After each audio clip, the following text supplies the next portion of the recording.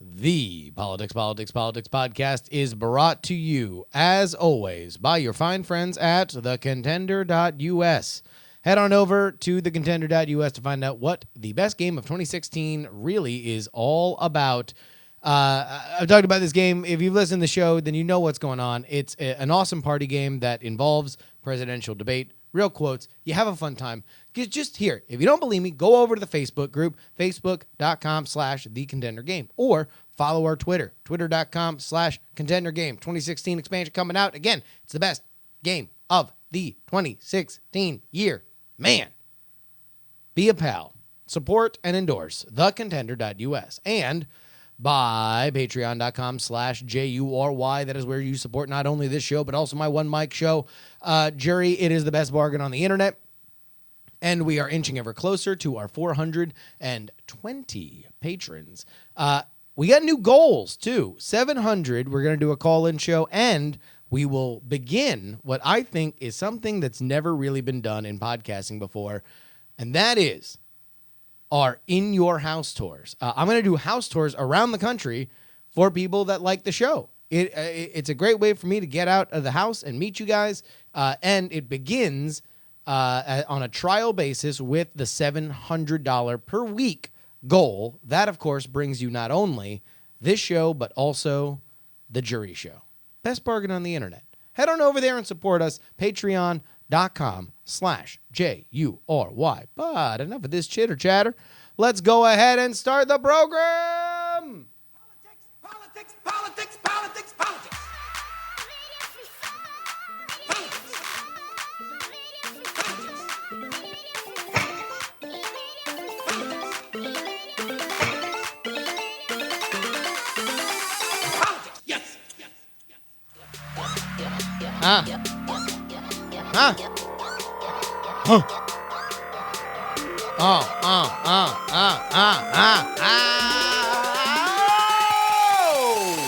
Damn politics. Damn politics. Welcome, ladies and gentlemen, to the Justin Robert Young hosted Politics program. This is where we take you through the week that was in politics and try to make sense of it on a level that nobody else is willing to do so. If this is your first episode, and I suspect that this will be an episode wherein people can turn their friends onto this show. So we're just getting into the real meat of the political season, and we have come out of maybe one of the most jaw-dropping, hairpin turn containing, wildly unexpected primary seasons that anybody has ever seen in recent memory. It has people questioning the rules by which we govern these things, the expectations that we should have on not only the outcomes, but also the micro, the what works, what doesn't work, what should we look at? Why did we vastly underestimate things that tended to be gigantically popular? And yet, even now, as we get to this phase of the primary, exactly how popular are they? How does this work in its barest essence? So when I think about wild and I think about crazy, I think about groundbreaking, I think about genre defining, I often go back to the classical arts. The elements of our culture for which are timeless. I think about classical music. I think about the grand masters of painting and sculpture. I think about cinema and how it has defined our modern landscape. But most of all, top of mind, I find myself thinking of one of my favorite works of art. A work of art for which has not only defined me personally, but also, more specifically, my adolescence and childhood. It is, in my opinion, a tour de force not only of acting, directing, and storytelling, but something that I feel everybody should be forced to watch. And it is with that that I give people a warning. You know, every once in a while, we've tried to keep this show a little clean. the jury show is always a storytelling operation, and it tends to include people telling their own stories. So it's something that we want to be able to have free range on language. This is a podcast for which I initially wanted to have it be a little dirtier, but then I kind of realized that this is better to be a wider scope. And so I've tried to tone back my own language personally. However, just as in high school, every once in a while, your English teacher would pop in a movie and you would have to say, well, hey, listen, in this film or us experiencing these paintings, you are going to see things that we consider to be otherwise off limits. Curse words, nudity. Well, today, ladies and gentlemen, I am your English teacher, and I am popping in a movie for which I am going to let you know will include some bad language. So if this is a podcast for which you have come to listen to with your kids, then number one, you are raising really rad kids. If you want to have this very left of center, and I mean that in terms of the content and not the political persuasion, dissection of our modern political reality with your kids, then congratulations, you're doing it right. However, if you want to listen to this with your kids and also be free of curse words, understand this is probably not the one for them. Because there's going to be a few curse words, not from me, but rather from this work of art for which we are dissecting. It strikes me now that I'm really only doing this kind of dangling, what am I talking about, artifice for people who are watching us live. Because if you are listening to this on podcast, then you will see what I'm going to title this episode, which is What Dusk Till Dawn Can Teach Us About the 2016 Election. And that is indeed the movie that we will be referencing. It is the 1996 classic, scripted by Quentin Tarantino and directed by Robert Rodriguez, From Dusk Till Dawn, a movie for which I believe to be Robert Rodriguez's best, and one of my favorite George Clooney roles of all time. It is Quentin Tarantino at his most Tarantino, specifically because Tarantino acts in it, and it is Robert Rodriguez announcing himself loudly and boldly that he is a very specific kind of director. Now, I don't know if Rodriguez has ever really evolved past this, but in this moment in time, in this bug in the ember work of art, I am that Hispanic archaeologist at the beginning of Jurassic Park looking at the mosquito in the ember, trying to explain the lessons that Grant will have to learn in this story as you zoom in and I just say, que linda. That is what I believe From Dusk Till Dawn is. And it is my mission that you, the listener and the viewer, understand that there are cogent lessons to be learned from this film and this script as it results to the 2016 election. And so, with that, we begin our trip through this film, and what better way to start than with the frontrunner in this election, at least on the Republican side, and that is Donald Trump. Donald Trump, you could ascribe so many different characters to Donald Trump, and I'm not going to identify each character as each candidate. I'm rather going to find a moment in the film, and more specifically a quote, that hopefully will define what this lesson is. So when I think about Donald Trump, I think about the element of wild and crazy, the element of insanity that defines From Dusk Till Dawn. If you're unfamiliar with this film, then I'm going to give you a brief synopsis and then tie these characters back so you understand them, at least in the general. Also watch it. It's on Netflix. It's amazing. But From Dusk Till Dawn starts as a very conventional story. And more specifically, it starts as a very conventional Quentin Tarantino story. There are two guys in suits.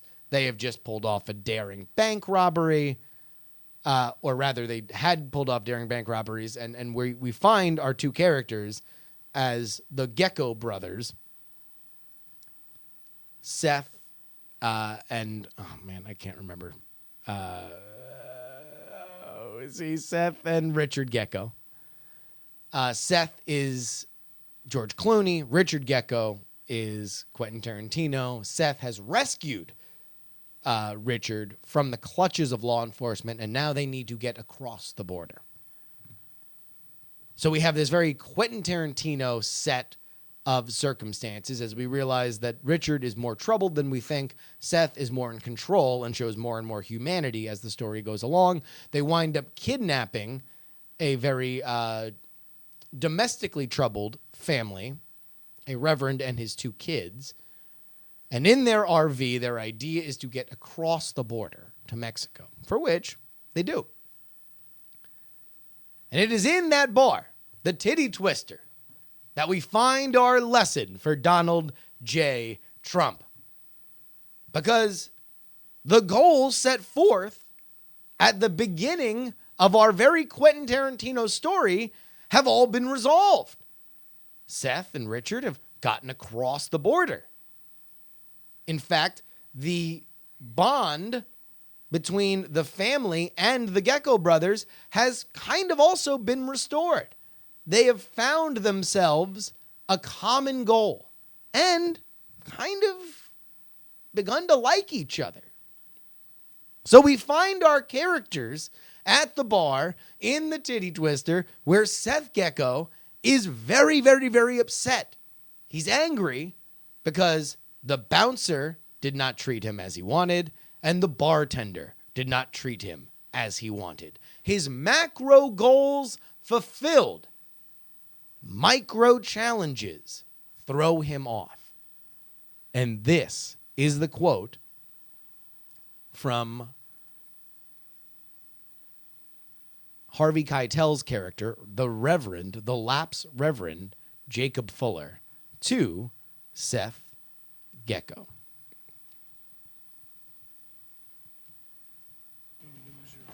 You can't tell when you won. What'd you call me? Nothing. I didn't make a mistake. I asked a question. Would you like me to ask it again? Mm-hmm. Are you such a loser? You can't tell when you've won? The entire state of Texas, along with the FBI, are looking for you. Did they find you? No, they couldn't. You've won. Enjoy it. Are you such a loser that you can't realize that you've won? And herein, we get to some of the larger problems, the personality issues for which Trump has been documented for, not in this campaign, but rather his previous business career. Becoming so adept at creating gigantic opportunities and then letting personal conflicts and an inability to fold up his ego be the downfall of greater expectations. Good, if not exceptional starts with poor to disappointing endings. Which is all I could think of this week as Trump found himself at the center of two really, really, really dumb controversies. One, wherein he's retweeting issues between Heidi Cruz, so he retweets, here's the biggest thing. He retweets a picture of Heidi Cruz, the wife of Ted Cruz, next to his wife, Melania Trump. This is after our what we covered last week of the sex scandal that the National Enquirer broke about Ted Cruz. Now that, as it turns out, doesn't seem to have had many legs. In fact, this story has gotten more traction than whatever the National Enquirer wrote. Now, this is, of course, something that is card subject to change because new news could drop about Ted Cruz at any moment, right? But it demonstrates a lack of discipline. Now, I know what Trump supporters are going to say. Trump supporters are going to say the point is lack of discipline. The point is that he's not focus grouped to death. The point is that he is not one of the pod people. Ted Cruz, for all of his posturing that he's from the outside of the establishment, all that means is that nobody likes him. So he can't have any friends in the establishment. If he could get a seat at the table, he would, as is evidenced by the fact that he's not exactly turning away endorsements like Jeb Bush's, despite the fact that apparently the Bush family doesn't exactly like him. So, what is Donald Trump to do? Well, I'll tell you what he's not to do. He should not be getting in the middle and personally putting his name between what should be a issue squashed behind the scenes with this Breitbart reporter, Michelle Fields, and his campaign manager, Corey, long name that I'm not even going to try and pronounce. If you're unfamiliar with this story, this is something that blew up a few weeks ago, wherein a reporter for Breitbart, which has effectively been Pravda for Donald Trump, felt that she was unfairly manhandled by Trump's campaign manager, who already has a history of being a hothead, and now is filing battery charges, for which were served to Corey, Trump's campaign manager. Trump then comes out and full-throatedly defends him. So again, let me point this out. The point isn't that he's in the right or he's wrong. The point isn't that this is, Michelle Fields firebombing her career so she can suicide bomb Donald Trump by way of his campaign manager. It's not whether or not she was grabbed too hard. It's that we're dealing with this. Donald Trump is supposed to be a deal maker.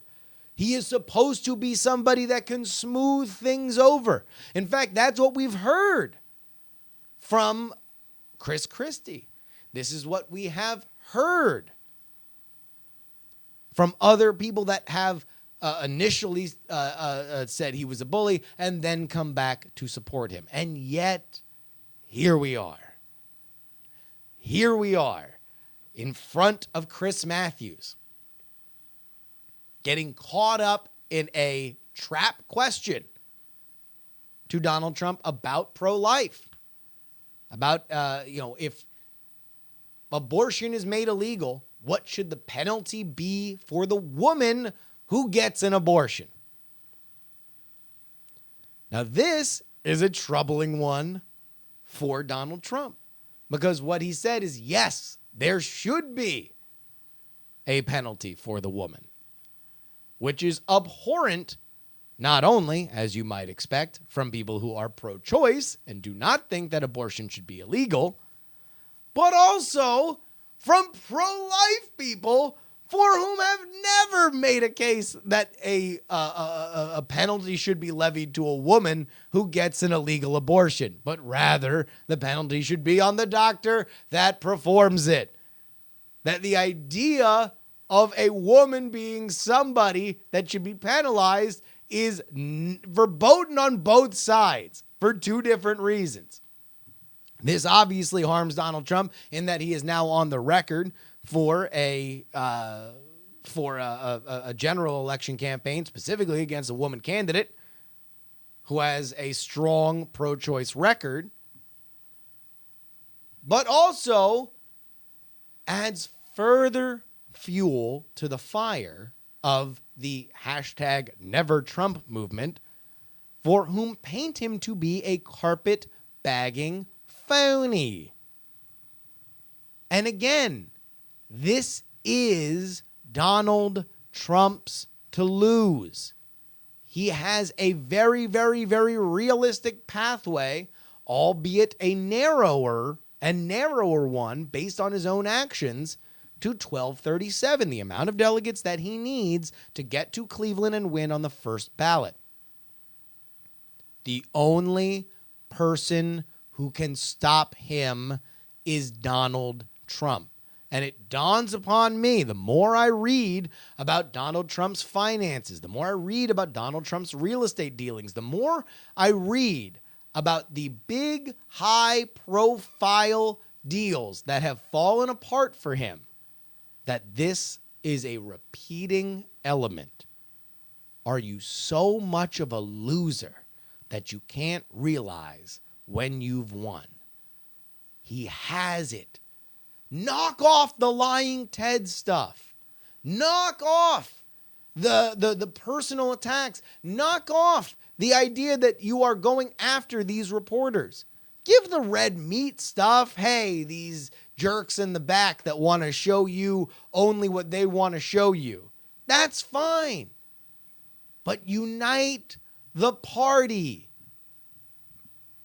Because there's nothing that anybody can show at this late a stage in the game that's anything close to what you have. He's got several hundred more delegates than Ted Cruz. Ted Cruz doesn't have a realistic pathway to 1237. John Kasich doesn't have a realistic pathway to 1237.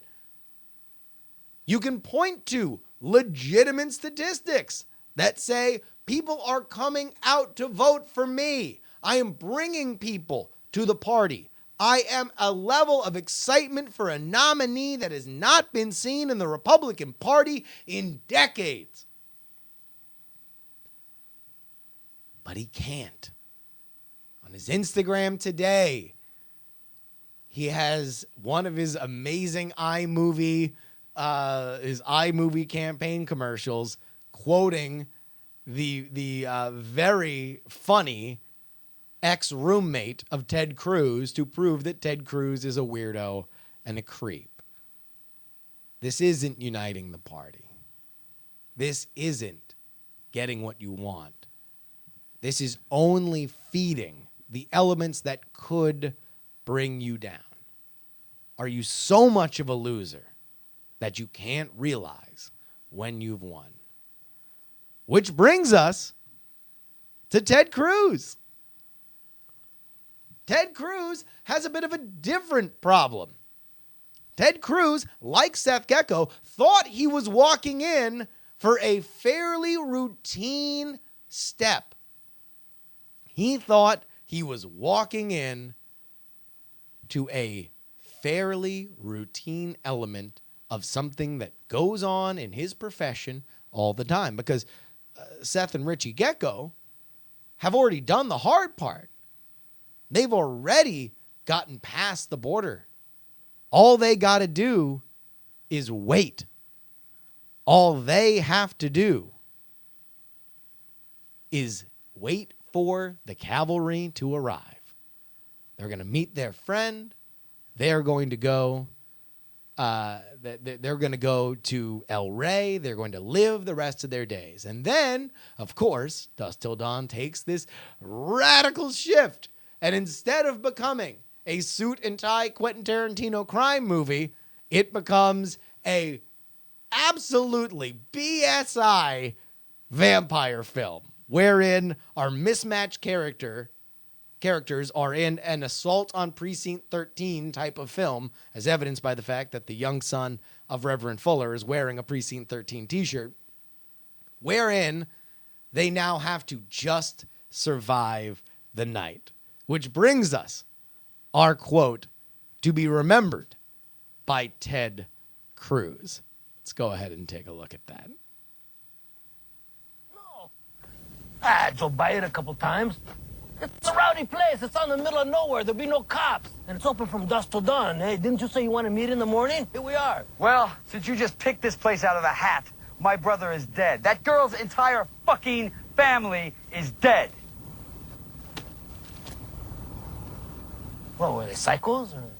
They look like psychos? Is that what they look like? They were vampires. Psychos do not explode when sunlight hits them. I don't give a fuck how crazy they are.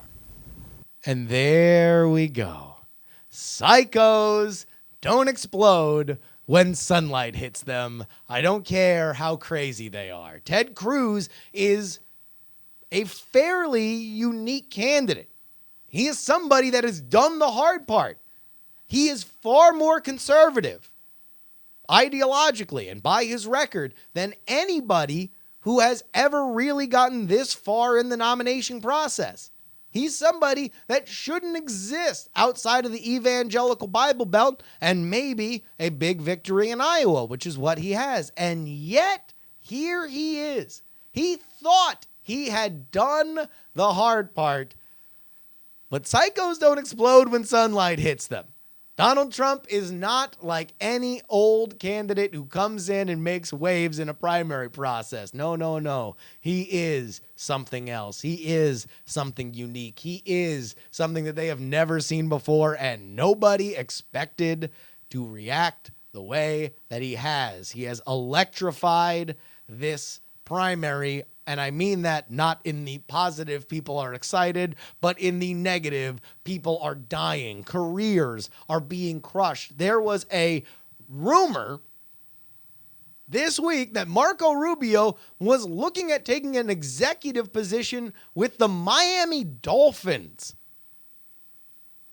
This dude was the betting favorite to be the president of the United States 2 months ago.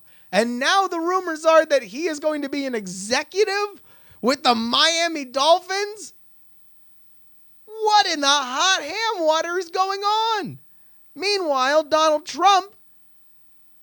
Ted Cruz is hoping, praying that he can make it through the night. And there is a dawn. There is a dawn. And it's called Cleveland, Ohio, the Republican National Convention. If he can get there and prove himself to be a sturdier candidate than Donald Trump, well, there's hope. In fact, new Betfair odds, granted, these are the same people that thought Marco Rubio was going to be the next president 2 months ago before, now he's rumored to be getting coffee for Stephen Ross. They believe that Donald Trump's odds have lowered and the odds of a contested convention are going higher. Donald Trump needs 1237 delegates. Ted Cruz may not. Ted Cruz may be able to have the Republican Party save face at that convention to say, hey, listen, yeah, the guy who got the most delegates isn't there. He's not our candidate, but let's go ahead and take a look at old Teddy. Because, again, he did the hard part. Right now, somebody who is not liked by anybody and yet has an unfavorable demographic and yet is close to securing the nomination, closer than anybody would have expected, is polling 3 points ahead of Hillary Clinton in a head-to-head general matchup. Ted Cruz has a path to the White House. He just needs to survive the blood, guts, and bullet fire that is the titty twister. If he can make it to the morning, if he can meet Cheech Marin outside the smoking husk of that bar, well, he might make it to El Rey. But until then, he's got to deal with what's inside. And psychos do not explode when sunlight hits them. No, no, no. This is not Herman Cain. This is not Pat Buchanan. This is something that we haven't seen before. Which brings us to the other side of the aisle. Because as tempting as it is to just make this metaphor be, that the insane titty twister is, just the Republican Party, we got to offer some tidbits, some wisdom for the other side. Which brings us to the patron Saint Bernard. Yeah! I'll tell you what, if there is one bit of mail that I get more than anything else, which is, it is dissecting my opinion on Bernie Sanders. So I am going to give you guys, the followers of St. Bernard, some props. Number one, big week for him. Had 2 big caucuses, won in a big way. The polls for New York are looking better. A loss in New York State for the former senator from that state would look very bad for Hillary Clinton. It would look very good for Bernie Sanders. And I almost went with that psychos don't explode when sunlight hits them quote for Bernie Sanders as well. Because ultimately he needs the cavalry to arrive. He needs something bigger for him to have a shot, because not only does he need to make up a tremendous gap in pledged delegates, he needs to fight a PR war that makes Hillary look terrible for superdelegates, because the superdelegates have to flip sides.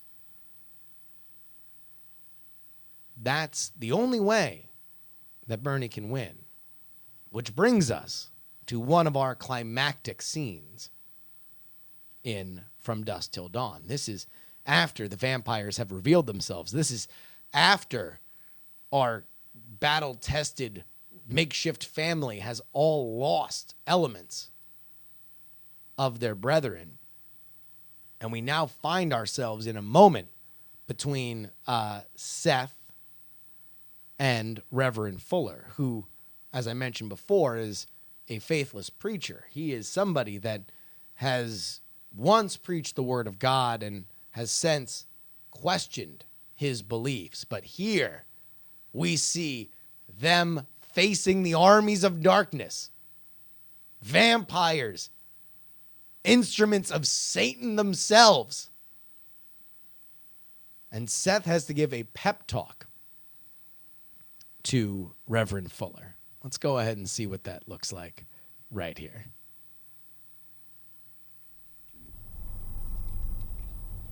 Are you a faithless preacher?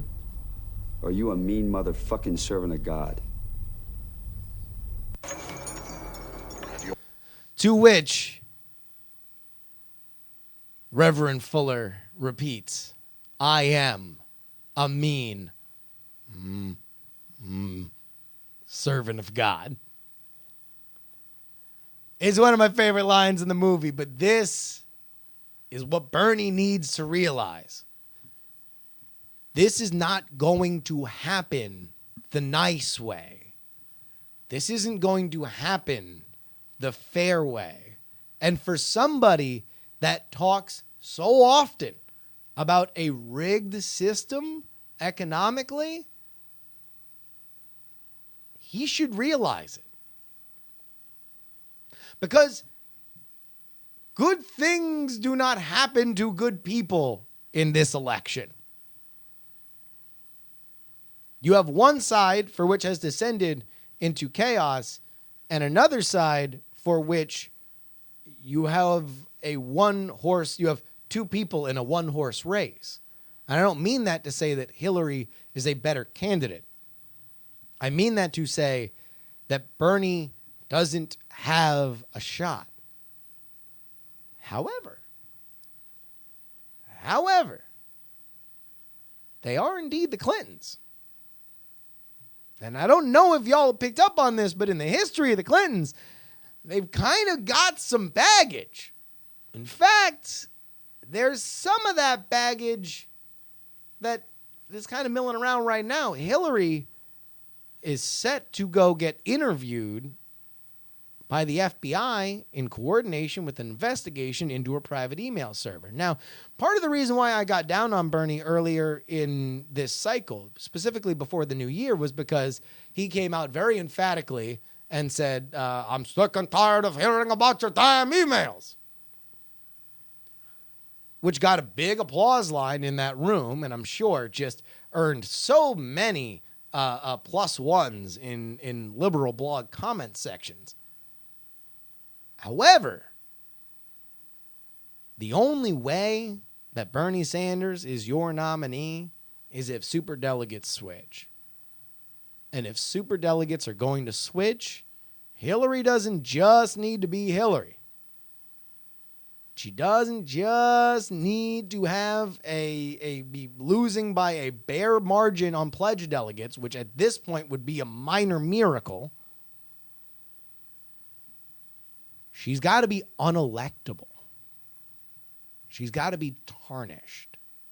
She's got to be somebody that can't win against Donald Trump.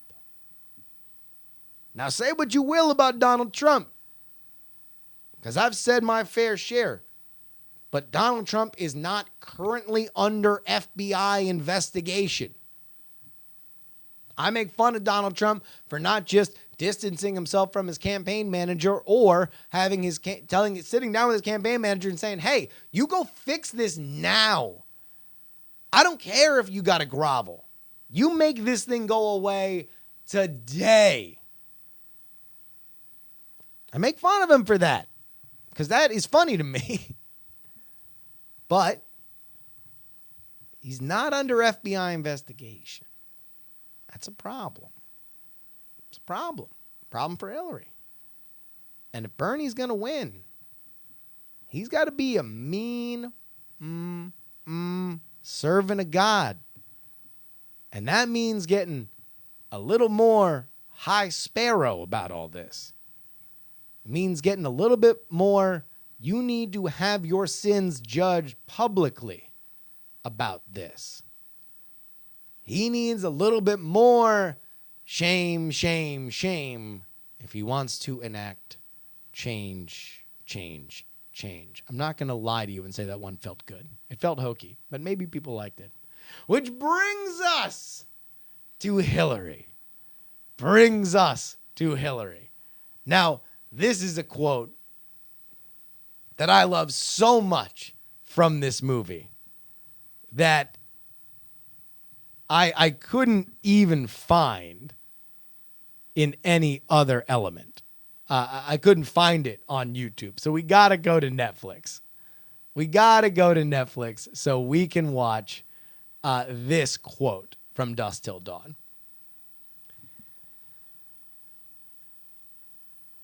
There is a moment in the movie where the movie very radically changes from this Quentin Tarantino movie to this Robert Rodriguez splatterfest. And it is big, it is violent, it is epic, it is gory.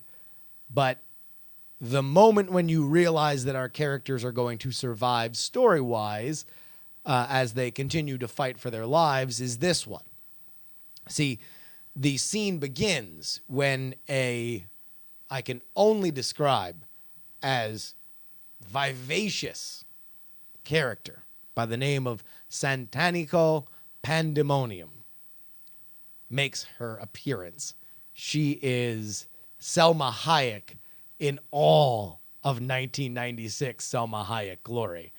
She is everything that is woman. She comes out. She is doing a very sexy dance. Because this script was written by Quentin Tarantino, she sticks her toe in the character played by Quentin Tarantino's mouth and pours tequila down her leg into his waiting gullet.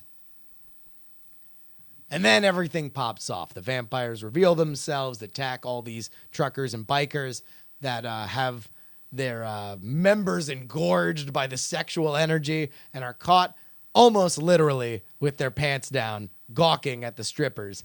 And here is our moment. Our hero, Seth Gecko, is down in a prone position while Santanico Pandemonium, the obvious leader of this group of vampires, delivers the following monologue.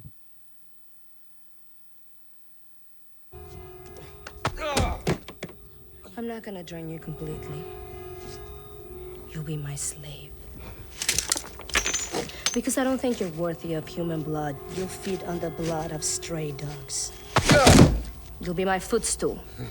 And at my command, you lick the dog shit from my boot heel. Ooh. Since you'll be my dog, your new name will be Spot. Welcome to slavery.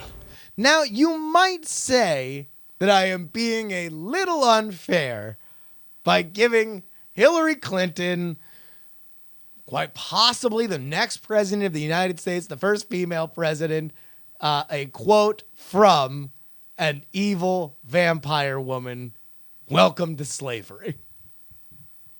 You might think that to be unfair. You might think that to be biased. You might think that to be an element of my own personal opinions about Hillary Clinton leaking out into this otherwise fun, but politically averse show. Now, that would be correct. I don't think a whole lot of Hillary Clinton. But the point I'm trying to get at here is larger than whether or not Hillary Clinton is a blood-sucking vampire. It is that she runs this.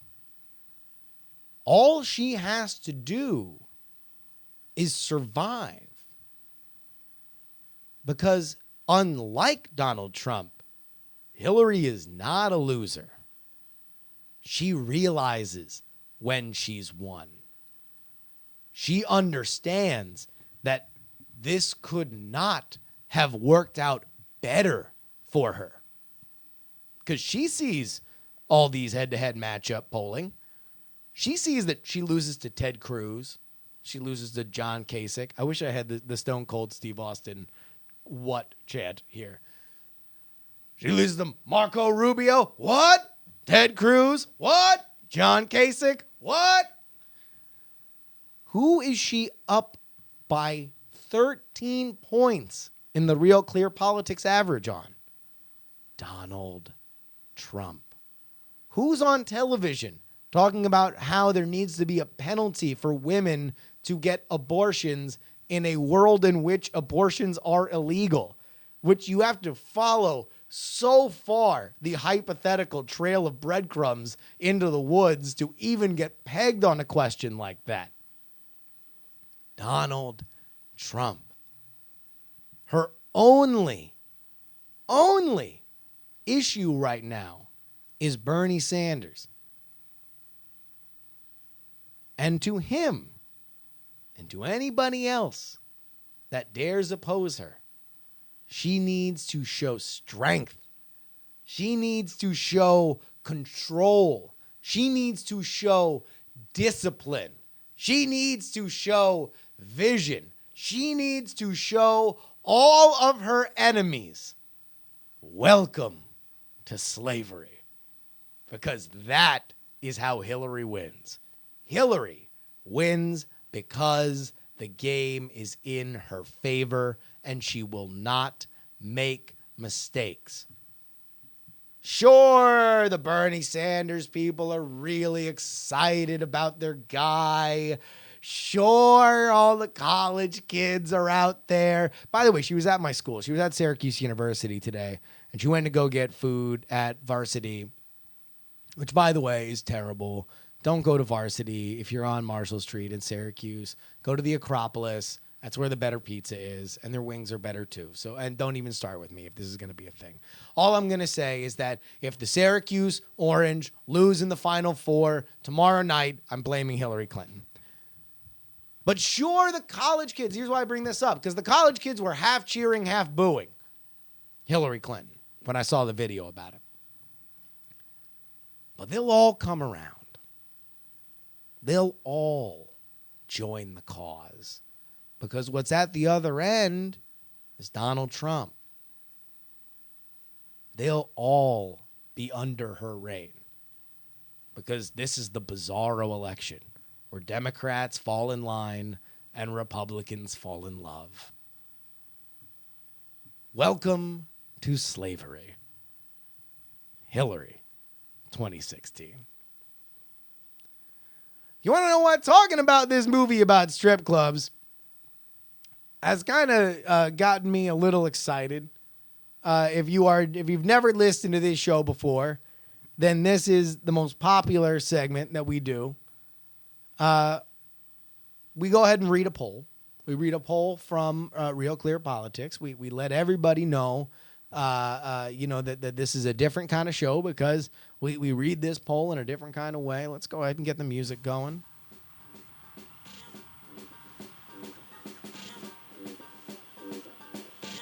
Because when it comes to reading this poll, we got to do it like a Friday, right? Like we got to get dressed up, man. We got to get ourselves ready for Get on the floor if you got that booty.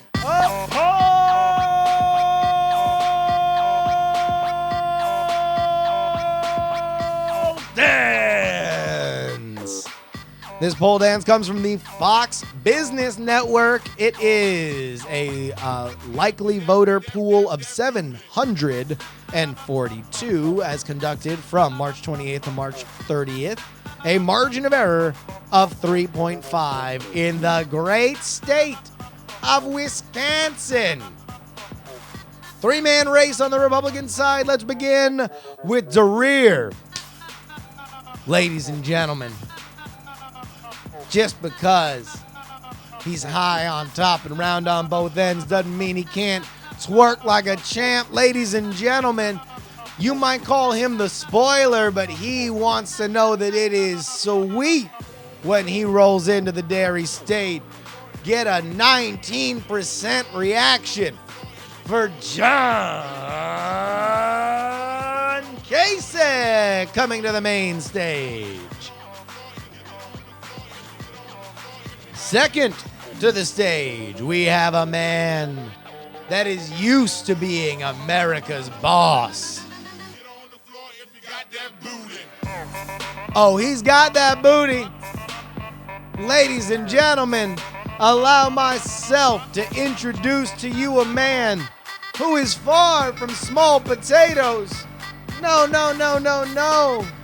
He has got the biggest construction you've ever seen, ladies and gentlemen, with 32%. Get your dollars out for Donald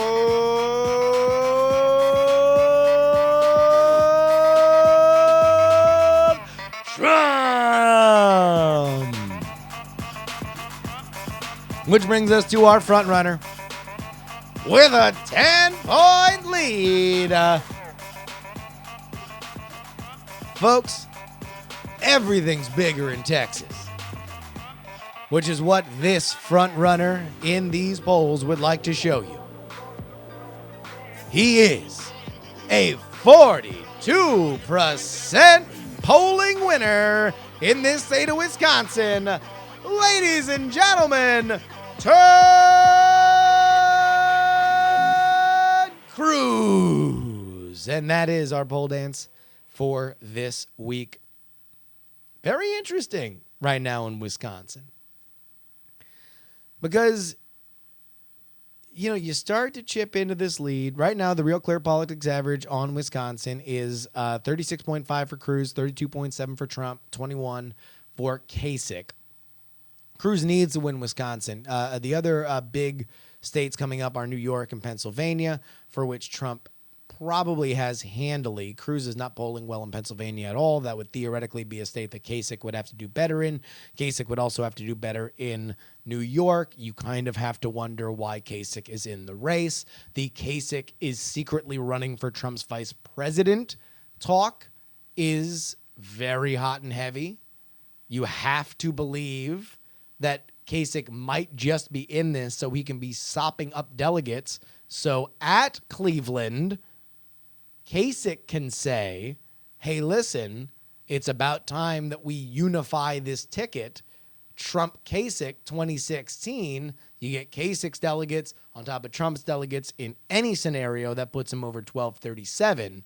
There will be a lot of heat around that possibility as we get closer. But I'm just going to say, I am very excited because I thought when I moved out of Florida that I was done being in a state that mattered anything politically. But yet, California love, that looks to be an actual thing. This will count. There is no scenario in which California doesn't matter by a lot. By a lot, it matters. Right now, the Real Clear Politics average, and there is not a ton of recent polling on this, but Trump 34.3, Cruz 26. That is toit like a tiger. And we will see what that will eventually be going forward. Meanwhile, the next big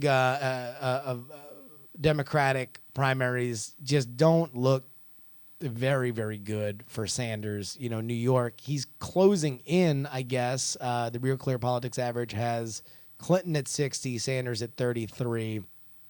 Pennsylvania, you have Clinton at 55, Sanders at 27.5. These are states that have a lot of rich white people that Sanders needs to do better in. But you know, if you look at look at New York right now, the most recent Quinnipiac poll, that is March 22nd to March 29th, with 693 likely voters, margin of error 3.7, has Sanders at 42 and Clinton at 54. Now, when you average that in with everything else, he's still getting clobbered. But if that is an accurate poll and you can see things tightening there, this is pretty much the last stand of Sanders having hope of closing the gap on pledge delegates. But still, you got all the super delegates out there that have all, you know, are marching in lockstep with Hillary Clinton. Hillary's got to be unelectable for Sanders to have a shot. And that ain't me making this up, man. This is just the cold, hard facts. Now, normally this is where I say that y'all can write us, justinrobertyoung@gmail.com, put politics in the subject line.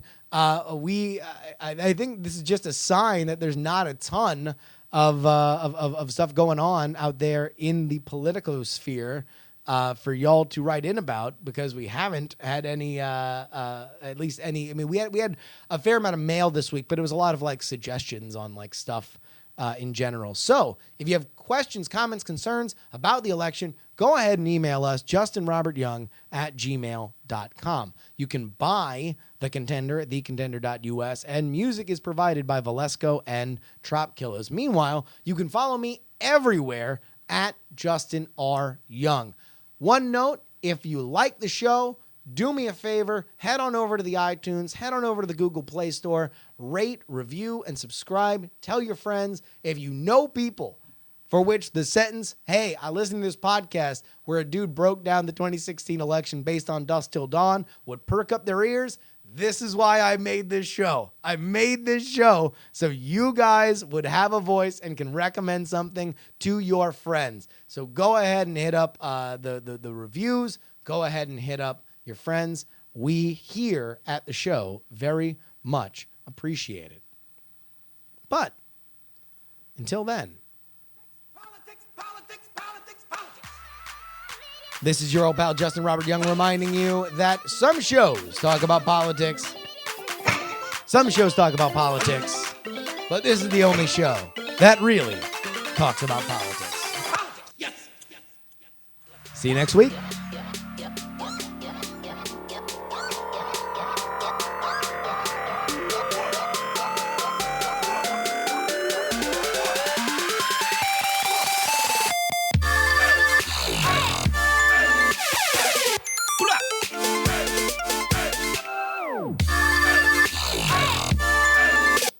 Diamond Club hopes you have enjoyed this program.